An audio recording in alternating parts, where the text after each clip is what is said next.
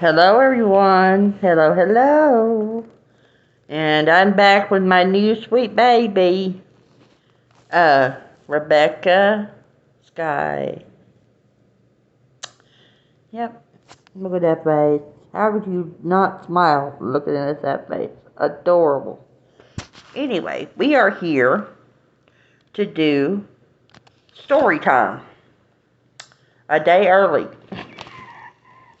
I know, a day early, because I don't know what's happening tomorrow. So, anyway, we're going to read another chapter of Peter Pan. So, yeah, that's the only book I got. I'm going to try to get to the library, guys. I promise I'm going to try and get to the library. So, let's read chapter 2 of Peter Pan. I'll let you look at my little Rebecca. This chapter is called The Shadow. So here we go. Peter nimbly darted to the window with Nana, snapping at his toes. He quickly leaped through the open window, which closed with a bang behind him. Miss Darling cried out again, for she was certain the boy was killed. After all, the children's room was quite a distance from the street. She ran to the window to see where he had fallen, but the street was clear. Miss Darling looked into the dark night sky, and it was empty except for a bright shooting star. Nana stood by the window, clutching something in her mouth. It was the boy's shadow. Uh-oh. The closing window had torn it. Oh my goodness, Becca. How sad. Okay. There's a little bit of a picture, guys.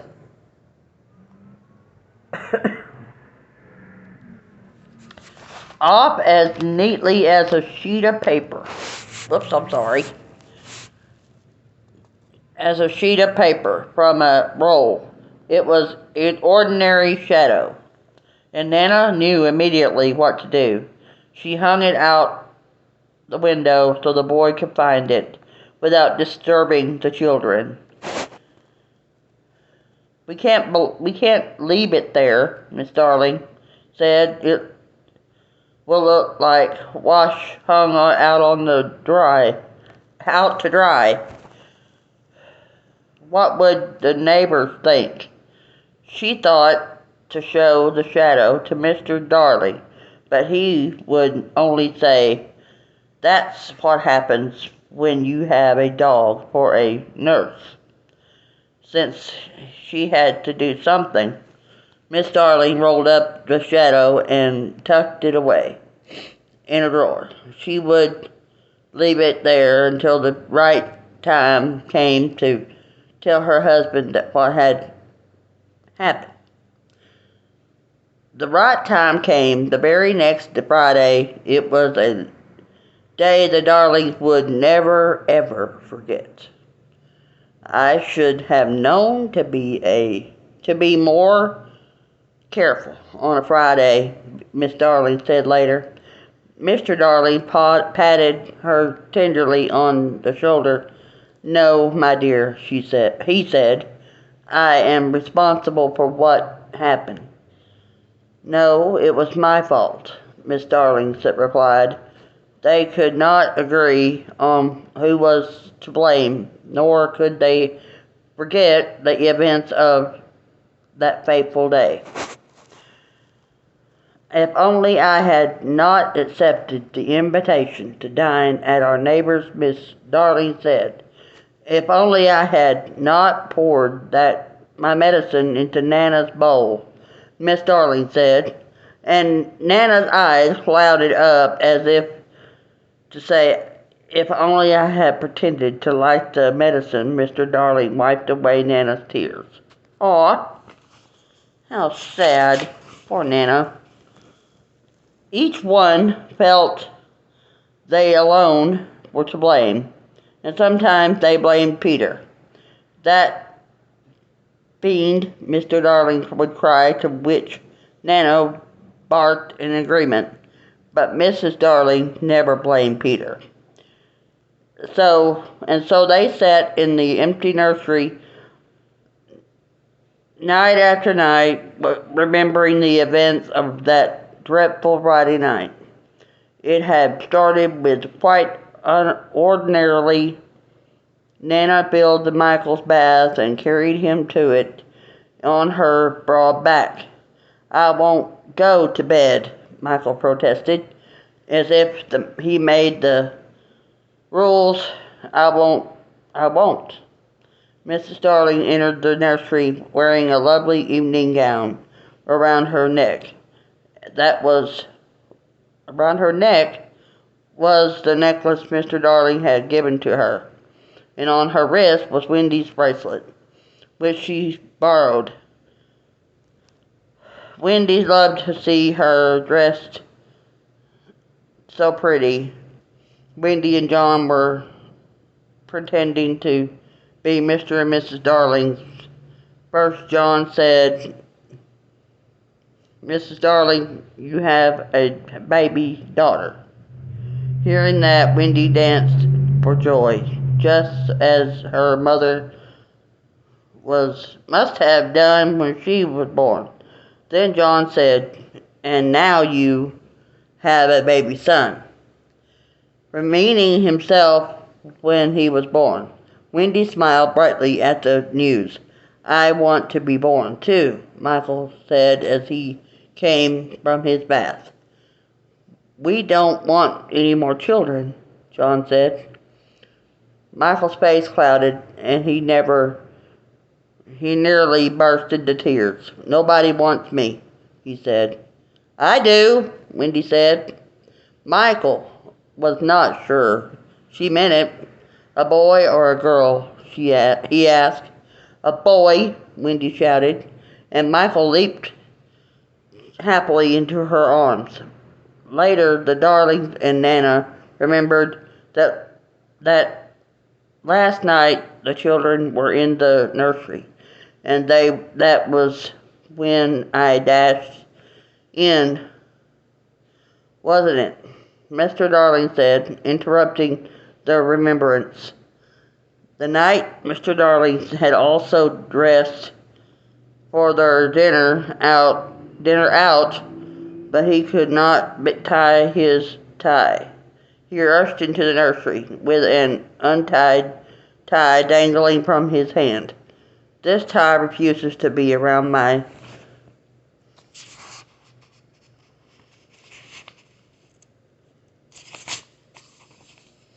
neck," he said. It does quite well around the bedpost, but if it will not tie around my neck, we will not go to dinner. If we don't go to dinner, I won't ever go to my office again. If I don't go to the office, we shall starve and our children will be thrown into the street." Mr. Darling was calm. Mrs. Darling was calm. "Let me do it, dear," she said, because she knew that's exactly what he'd come for. The children gathered around to learn if they would be thrown into the street or not. That funny, ain't honey? Goodness gracious. Now I'm lost. Where was I at? Okay. With quick hands, Mrs. Darling tied the rebellious tie. Once it was done, Mr. Darling relaxed. Soon the whole family was dancing gaily around the room. "What fun it was," Mr. Darling said, recalling that Friday night. Our last romp together, Mr. Darling said with a sigh. Mrs. Darling's face turned sad. They were ours, and now they're gone, she said, but even the sadness could not stop the darling memories of that night. There's a picture of her tying the tie.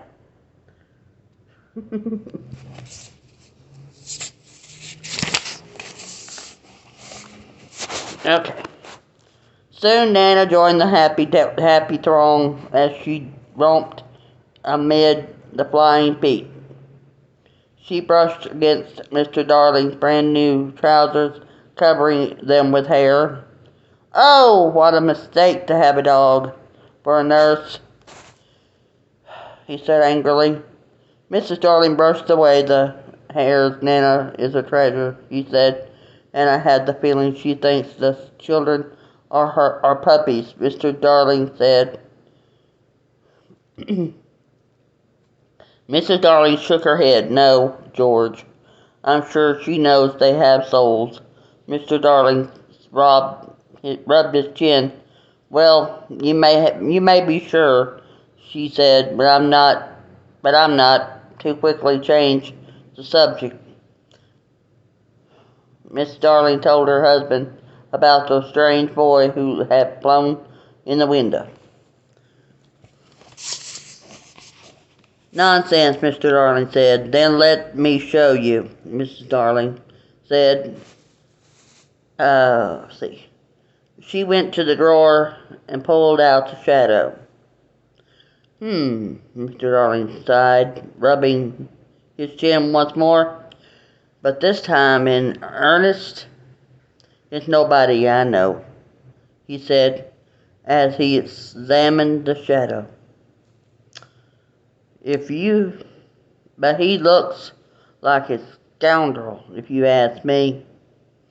Just then Nana entered with a bottle of Michael's medicine in her mouth. I don't want to take my medicine, Michael cried. I'll get you some chocolate to make it easier to take, Mrs. Darling said, leaving the room. Don't pamper him, Mr. Darling said to his wife. He turned to Michael. When I was your age, I took my medicine without a sound, he said to his son. I even knew to thank my parents for giving me medicine to make me well. He believed that he was saying, and Wendy believed it too. The medicine you have to take now is worse, isn't it? Wendy asked her father. I'm sorry, I forgot to show you that picture. It's a little bitty, but there it is. Oh my goodness. There we go. Alright, let's continue. Alright. You're so precious. Much more, Darling said. Much, Mr. Darling said. Why, if I knew where it was, I'd take some to show you how easy it is. Wendy, always eager to help out, said, I know where it is, Father, she said. She hurried out of the room before Mr. Darling could stop her.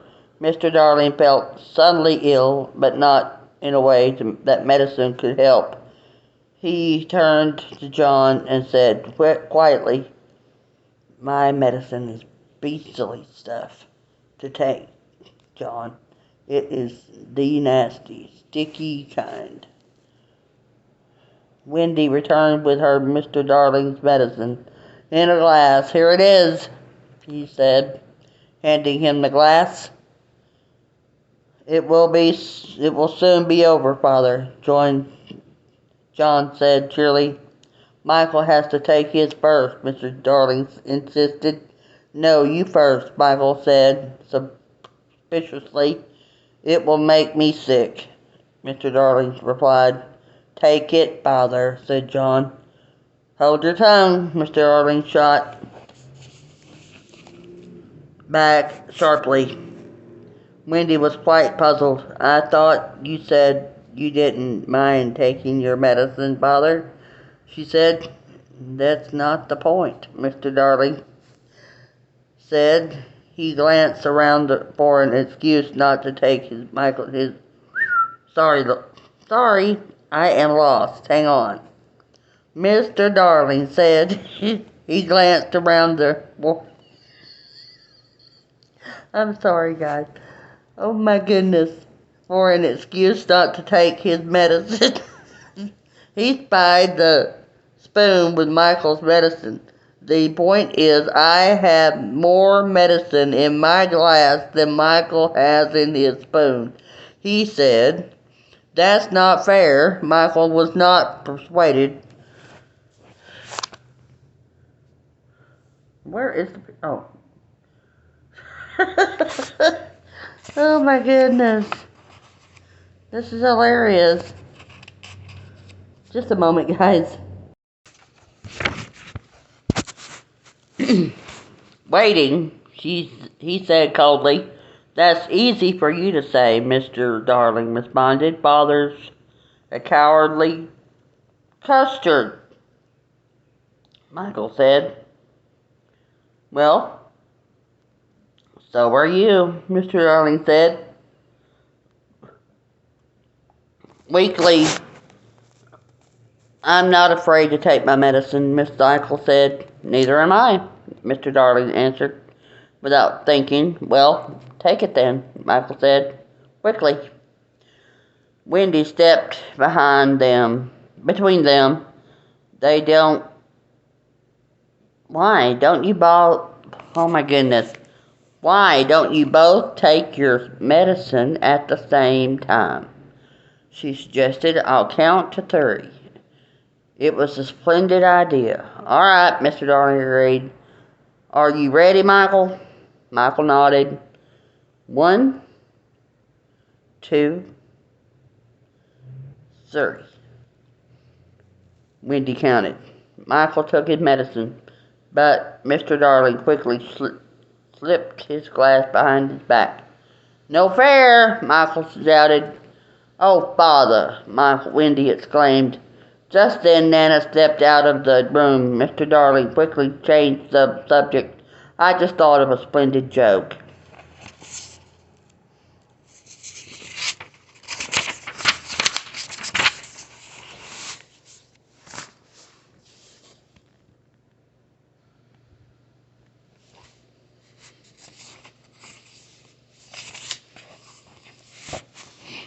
He said, with a mischievous grin. I'll put my medicine into Nana's bowl, and she'll drink it and never know.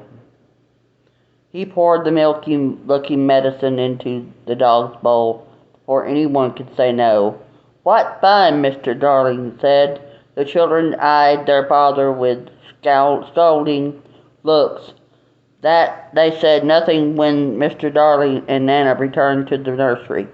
Mr. Darling petted Nana fondly.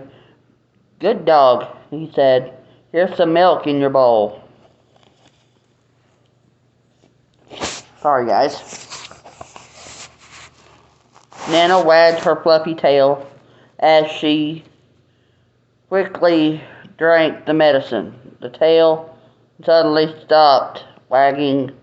She turned to Mr. Darling with a sad look.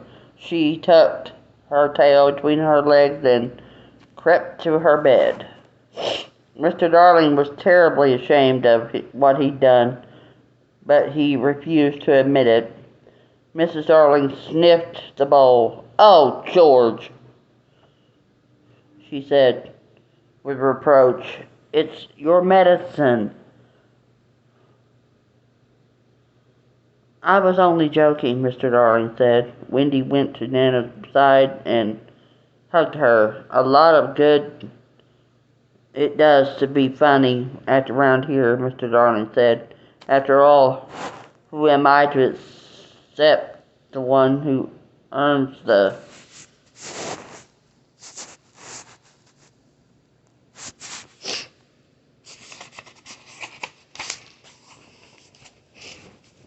money so we all can live. He realized his argument was lame, but he had no other. He could not afford to look weak in front of his family. But you coddle that dog, but you won't let me make a joke, so be it. I will not have that dog rolling my house for another minute. Nana instantly, hang on guys. And Nana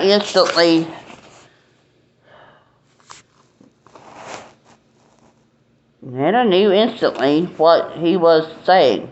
The children did too, and they began to cry. Mr. Darling felt strong again. "I've made my decision," he said, looking down at Nana. The proper place for you is in the yard, and that's where you are going this instant. Mrs. Darling stepped in to put her things right. "George," she said in a whisper, "remember what I told you about that boy?" Mr. Darling did not listen. He was determined to show one and all who was master in the family. Come with me, Nana," he said firmly. Nana did not move, so he grabbed her collar and dragged her from the room.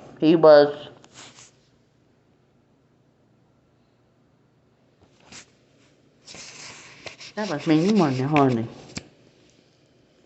That was so mean. Poor Nana. Ashamed of himself, but he could not stop. After he tied Nana in the backyard, Mr. Darling sat alone for a moment. He put his hands in his eyes and rubbed. He was very unhappy. Unhappy with what he had done. In the meantime, Mrs. Darling put the children to bed. They went quietly, and as Mrs. Darling lit the night lights, the sound of distant barking entered the room. "Nana is unhappy because Father is chaining her in the yard," John said. Wendy listened closely. "That's not her sad bark," she said. "That's the bark she gives when she smells danger." Mrs. Darling shivered. "Are you sure, Wendy?" she said nervously. "Oh, yes," Wendy said. Mrs. Darling quivered. She stepped to the window and tested it. It was securely fastened. She looked into the sky. It was filled with stars that seemed so to crowd around the house, as if they were watching to see what would happen. Mrs. Darling put her hand to her heart. Her hand to her heart. "Oh, I wish we weren't going out tonight," she cried. Michael was already half asleep, but he heard his mother's cry. "Can anything harm us when the night lights are on?" She asked quietly. "Nothing, precious," she said. "They are a mother's eyes, and stay behind too." Let me read that again. That doesn't make sense. Nothing, precious, she said. "They are a mother's eyes, and they stay behind too." Okay. "Guard you." She went from bed to bed, singing a little song for protection over each child. Michael threw his arms around her. "Oh, Mother," he said, "I'm so glad to have you." They were the last words she would hear from him for a long time. Mr. and Mrs. Darling stepped out of number 14, carefully made their way down the street. The moment the door to their home closed, something stirred in the dark, star-filled sky. once Peter liked to start between the stars, and try to blow them out. But tonight the stars were watching the street below. They loved fun. So tonight, when they were happy to see the grown-ups would not be home. Now, Peter, the smallest star in the entire Milky Way, cried out, "Now!" And that was the end of chapter 2. Thank you guys for joining us today for story time. And I hope you have a great weekend, not just a good weekend. And next week we will read chapter 3 of Peter Pan. So God bless you all. Have a wonderful weekend. And we will see you soon. Bye-bye.